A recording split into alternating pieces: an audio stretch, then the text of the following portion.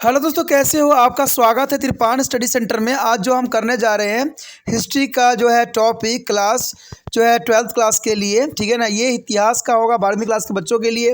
ये सिर्फ important series है जो कि काफ़ी इम्पोर्टेंट रहने वाला है आपके लिए एग्ज़ाम व्यू से।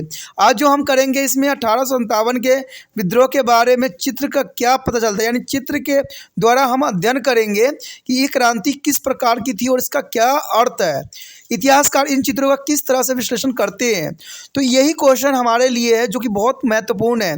कई बार एग्जाम में जो है चित्र के रिगार्डिंग आपको इतिहासकार के जो विश्लेषण होती है उसके रिगार्डिंग क्वेश्चन आते हैं। आपको चित्र दिया रहता है, आप उसी बेस पे आपको जो है एनालाइज करके बताना पड़ता है कि ये चित्र हमें क्या दर्शाता है और इस चित्र में किस बात पे जो है मेन फोकस किया गया है। तो चलिए देखते हैं हमारा आज टॉपिक के रिगार्डिंग जो विषय आया है वो देखते हैं। हमारा है 1857 के विद्रोह के बारे में चित्रों से क्या पता चलता है और इतिहासकार इन चित्रों को किस तरह विश्लेषण करते हैं। तो पहला चित्र आपको समक्ष आ गया होगा, देख रहे होगे आप कि ये चित्र क्या दर्शाने की कोशिश कर रहा है।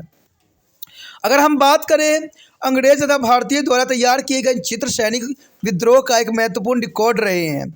यानी जब अंग्रेज और भारत के जो है विरोध हो रहे थे तो उस समय जो था बहुत सी चीज़ों को जो है चित्र के रिगार्डिंग रिकॉर्ड किया गया और इस विद्रोह के बारे में कई चित्र पेंसिल से बने हमें रेखांकन जो अंकित चित्र और पोस्टर कार्टून और बाजार प्रिंट उपलब्ध है।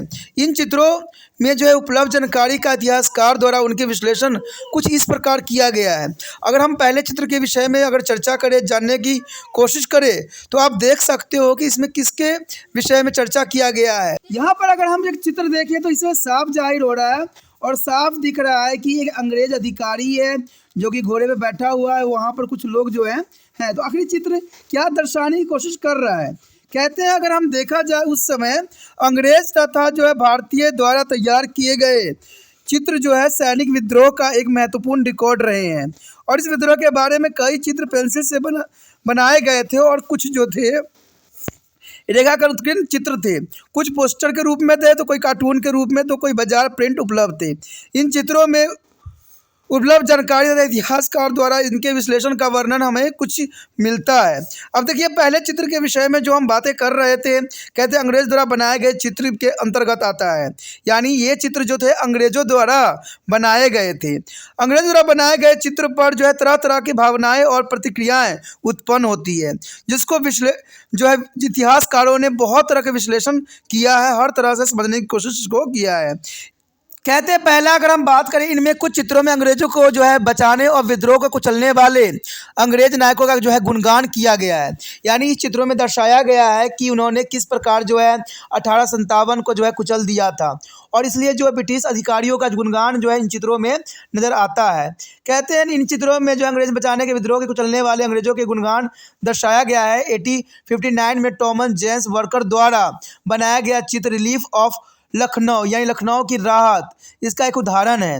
जब विद्रोह टुकड़ियों ने लखनऊ पर घेरा डाला तो लखनऊ के कमिश्नर हेनरी एरलेंस ने ईसाइयों को इकट्ठा करके एक बहुत ही सुरक्षा एजेंसी की शरण ले ली। जब विद्रोह टुकड़ियों ने लखनऊ पर घेरा डाला तो लखनऊ के कमिश्नर हेनरी एरलेंस ने ईसाइयों को इकट्ठा करके एक बहुत ही सुरक्षित रेजिडेंसी में शरण ले ली।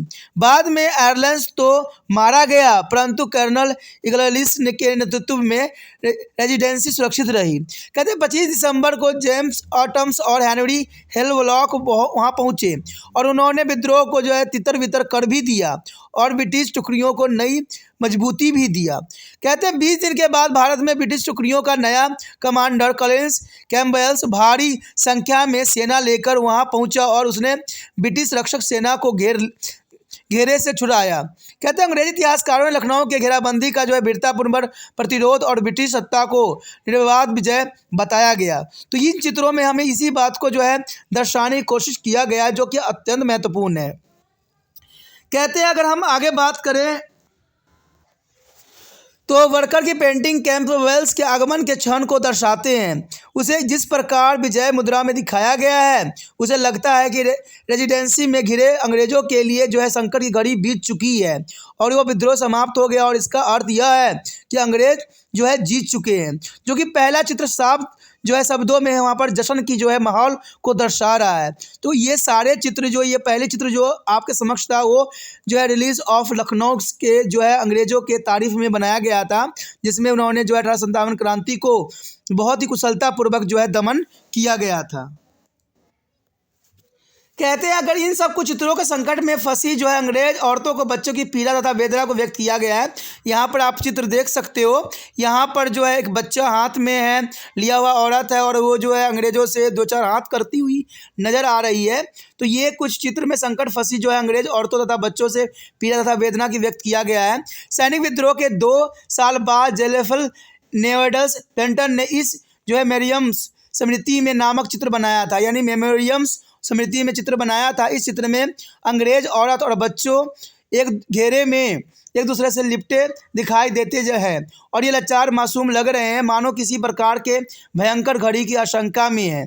तो ये आप देख सकते हो, यहाँ पर अगर थोड़ा ध्यान से देखने से आपको पता लगेगा कि एक छोटा सा बच्चा जो है औरत के जो है हाथ में है और दूसरी तरफ से जो है वो गोली चला रही है। तो ये चित्र बहुत ही जो भावनात्मक है, इनमें जो है इसको बनाया गया था जोसेफ नोएडल्स ने पेंट किया था और इसका नाम जो दिया था मेमोरियम, इन मेमोरियम दिया था जो स्मृति में बनाई गई थी। वे अपने अपमान, हिंसा और मृत्यु का इंतजार कर रहे हैं। वह पेंटिंग दर्शक की कल्पना को जो है झिझोड़ती है और उसमें गुस्सा और जो बेचैनी की भावना भी पैदा करती है। साथ ही उसमें विद्रोह की हिंसक और बर्बद बताया गया है, यानी ये साफ आप देख सकते हो कि यहाँ पर जो स्त्री है बहुत ही जो है अपने परिवार को रक्षा करने के लिए जो हर समय तत्पर रहने की मुद्रा में यहाँ पर दिखाया गया है, जो कि बहुत काफ़ी इम्पोर्टेंट है। कुछ अन्य चित्र को जो है पेंटियस ने औरत अलग तेवर में दिखाई देती है, इनमें उन्हें विद्रोह के हमलों में अपना बचाव करते हुए दिखाया गया है, जैसा कि हमारा अगला चित्र है। यानी इस चित्र में आप देख सकते हो कि ये जो स्त्री है बहुत ही काफ़ी तेवर में है और ये अपना सुरक्षा के लिए हर संभव कोशिश कर रही है। यानी कुछ अन्य रेखाओं जो पेंटिंग में औरतें अलग तेवर में दिखाई देती हैं, इन्हें जो है विद्रोह के हमले से जो है अपना बचाव करते हुए दिखाया गया है, उन्हें वीरता के पूर्ति के रूप में प्रस्तुत किया गया है।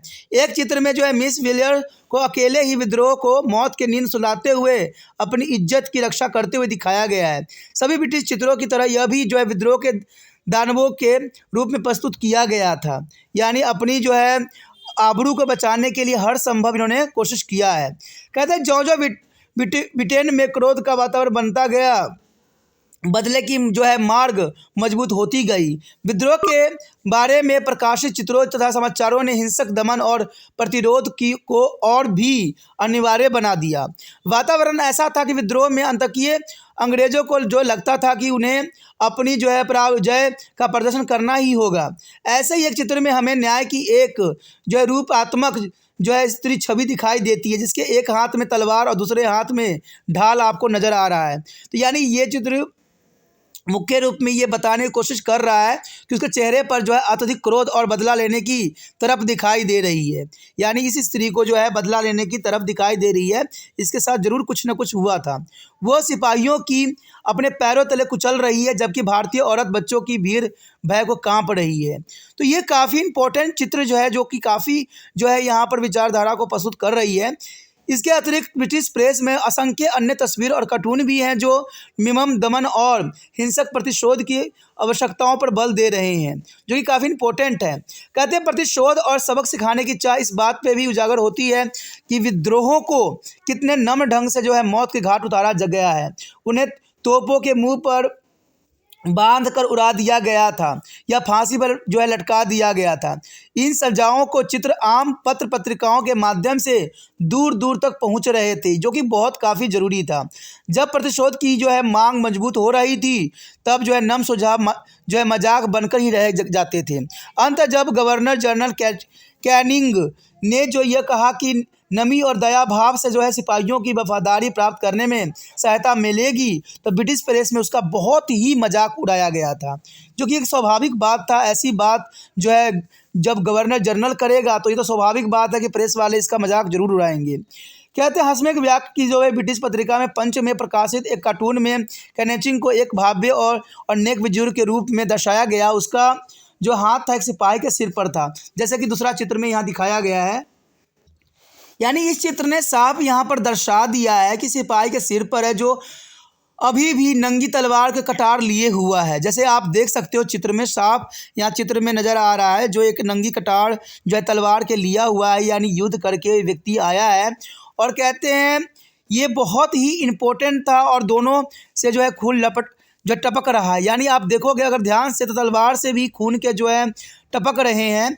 और यह एक ऐसी छवि थी जो समय की ब्रिटिश तस्वीरों के बार बार दिखाई देती थी। यानी ये सारे चित्र जो थे कुछ न कुछ यहाँ पर बात बता रहे थे, कुछ न कुछ समझा रहे थे। उसके पश्चात आया हमारा भारतीय चित्रों का दौर। ये भी खूब जो थी इम्पोर्टेंट थी और काफ़ी ज़रूरी भी थी और लोग इसको काफ़ी प्रोत्साहन भी किया और बहुत से जो है इतिहासकार इसको अपनी व्यंग के रूप में देख।